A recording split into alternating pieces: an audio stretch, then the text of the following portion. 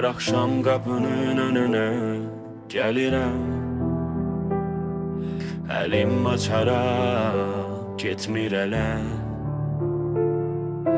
Ürəyim deyir, bəlkə evdədir, qapını özü açar yenə. Özümü aldadıram, səsimi çəkirəm, əlim əsir, ürəyim titrəyir. Amma içəridə böyük bir sükut, səssizlik məni qarşılayır.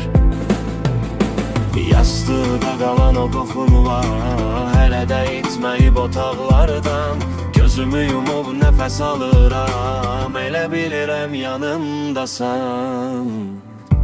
Boş qalan otaq, toz basıb hər yanım.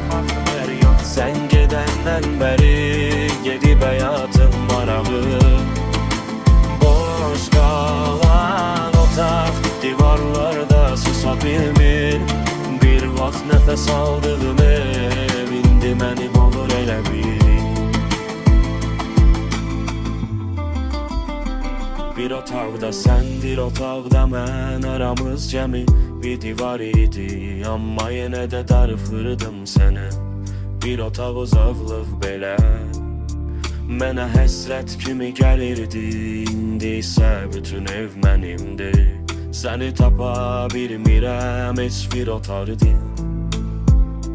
Kaş bu dəfə qapıda ürəydi, həsrətin yox, sən gələydin. Boş qalan otaq,